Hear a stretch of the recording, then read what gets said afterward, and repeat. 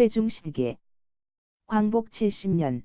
아직도 청산되지 못한 친일파 문제와 분단 상황을 생각하면 백범 김구 선생이 생각난다.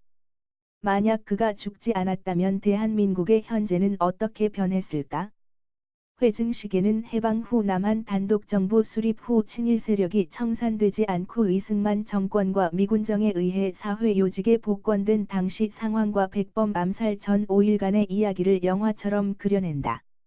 1949년 6월 26일 백범 김구 선생이 암살되는데 그 이전에도 그에 대한 암살 시도는 여러 차례 있었다고 한다. 그를 암살하려는 세력과 막으려는 자의 역사적인 드라마가 시작된다.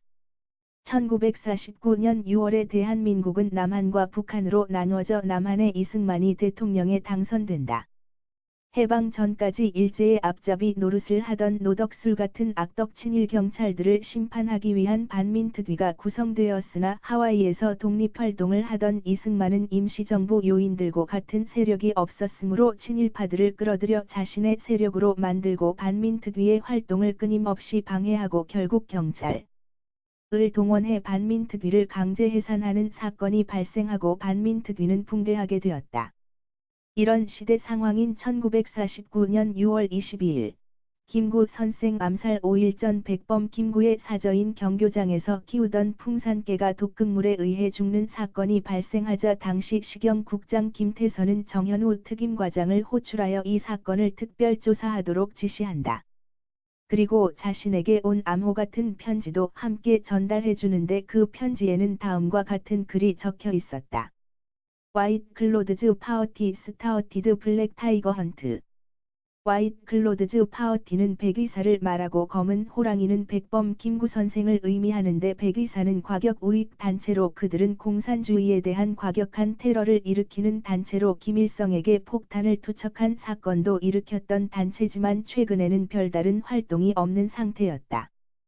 김일성 폭탄 암살 사건은 불발되어 테러를 주도한 사람들은 북한에 체포되어 감금된 상태였고 김구 선생은 백의사와 좋은 관계여서 김일성을 만난 자리에서 그들의 석방을 요청한 사람이므로 백의사가 김구를 사냥할 이유는 전혀 없는 상황이었다. 경찰계에서는 경교장의 개가 독살된 사건이 뭔가 큰 사건의 전조라보다 친일 경력이 없는 정현우 과장에게 이 사건을 조사하게 한 것이다. 정현우는 부하인 권종호 경위와 함께 경교장에 찾아가 백범의 비서 선우진을 만나 사건의 내용을 물어보고 건물 주위를 조사한다. 개가 죽은 원인은 독살이고 사용된 독은 보거독으로 밝혀졌다. 그리고 인적이 거의 없는 경교장 담 너머에서 필터를 이빨로 깨물어 놓은 럭키 스트라이크 담배의 꽁초를 발견한다. 정현우는 암살범들이 김구 선생을 암살하기 위해 경교장으로 침입하려고 경교장을 조사하다 경교장 마당에 개가 있는 것을 알고 그 개를 도구로 죽인 후 침입하는 방식이 아닌 다른 방법으로 암살 계획을 변경했을 것으로 추측했다. 사실 이 암살 작전의 배경엔 이승만과 당시 국방장관이었던 신성모가 있었다. 이승만에 의해 국방장관에 임명된 노인인 신성모는 존경하는 이승만의 장기 집권에 방해되는 백범 김구를 암살하자는 제안을 한다. 이 제안에 대한 이승만의 답변을 기다리던 중 이승만의 옥사인을 받는다. 이 암살 작전을 돕는 사람은 당시 정치 브로커로 활동하던 김지웅으로 그는 신성모의 안가에 수시로 드나들며 이승만과 신성모를 위한 정치 공작을 수행했다. 이들은 검은 호랑이 사냥의 명분을 만들기 위해 정치 브로커 김지웅에게 김구와 김일성의 대화록을 입수할 것과 암살을 지시한다. 그 대화록이란 통일 문제를 이야기하려고 백범이 평양으로 건너가 김일성을 만나 나눴던 대화록으로 그들은 그 대화의 일부분이라도 자신들에게 유리하게 이용하려고 한 것이다. 경교장을 다녀온 정현우에게 기자 친구인 하진혁이 자신이 조사한 내용을 알려준다. 최근 신성모와 브로커 김지웅이 자주 만난 일이며 김지웅이 보거요리를 광적으로 좋아하여 마포의 단골로 다니는 보거요리집이 있다는 것 등이었다. 권종호 경위는 마포에 있다는 보거요리점을 찾아간다. 그리고 가게 주인으로부터 최근 보거 내장을 받아간 단골이 있었음을 알려주는데 이때 가게 문을 열고 김지웅이 들어오려다 상황을 알고 도망친다. 권종호 경위는 그를 추격하여 잡아서 경찰서로 연행하고 정현우 과장은 그에게 암살 사건의 내용을 묻지만 그는 대답을 피한다. 다음 날 친일파 수사과장 노덕술이 김지웅을 풀어주자 화가 난 정현우는 그에게 따지지만 노덕술은 이게 다 경무대, 청와대와 관계가 있는 일이니 따지지 말라고 경고한다. 김지웅이 풀려난 후 정현우는 경교장을 다시 찾는다. 백범 선생께 현재 직무하는 집무실이 창가 쪽에 위치하여 위험하니 다른 곳으로 바꿀 것과 대회 행사에 참석을 당분간 자제할 것을 요청한다. 백범과 현우는 같은 회중 시계를 가지고 있는 것을 알고 김구는 자신의 시계와 현우의 시계를 잠시 바꾸어 쓰자고 한다. 김구의 시계는 윤봉길 의사가 준 것이고 현우의 시계는 만주에서 항일운동을 하다 죽은 형 민우의 유품이었다. 권종호 경위는 경교장 주변의 높은 건물을 찾다가 동양극장의 옥상에 올라가 경교장을 살펴본다. 여기가 제일 높은 주변 건물이라 만약 저격을 하려 하면 이곳을 택할 것으로 판단하고 옥상을 살펴보는 그때 김지웅이 올라온다. 종호는 숨어서 그를 미행한다.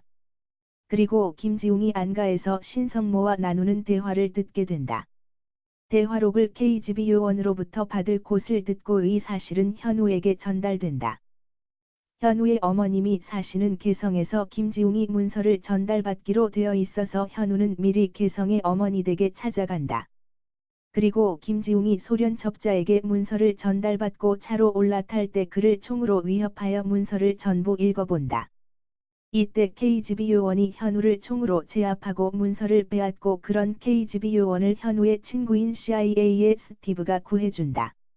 넷은 아무 일 없던 것처럼 각자 헤어지기로 합의하고 김지웅과 소련 접자는 그 자리를 떠난다. 스티브는 현우에게 이미 늦었고 모든 정보가 미국에도 전달되었으니 서울로 돌아가지 말고 잠시 자기랑 같이 있으라고 제안한다. 지금 백범을 암살하려는 김지웅을 막으러 서울로 가는 것은 늦었다는 것이다. 현우가 위험해진다며 말리는 스티브를 뒤로하고 현우는 차를 몰고 서울로 달린다. 서울로 접어들어 박석고개에 이르러 속도를 줄인 그의 올즈모빌에 세 대의 차량이 전우좌우를 막아서고 움직이지 못하는 그를 총으로 사살한다. 드디어 방해 세력이 사라진 암살 세력은 6월 26일 점심시간 즈음에 백범과 안면이 있는 군인 안도희를 투입한다. 백범 선생께 문안차 방문했다는 그는 반갑게 맞이하는 백범을 권총으로 살해하고 곧바로 구속된다. 이듬해 한국전쟁이 발발하자 그는 장교로 복귀하고 잔영은 면제되고 사냥이 마무리가 된다. 해방 후 혼란스런 사회의 모습과 친일파가 발갱이를 잡는 반공투사로 변신하던 한국의 상황을 느끼며 읽을 수 있는 책으로 추천한다. 근대사에 관심이 있는 분이라면 재미있게 읽을 수 있는 책이라고 생각한다.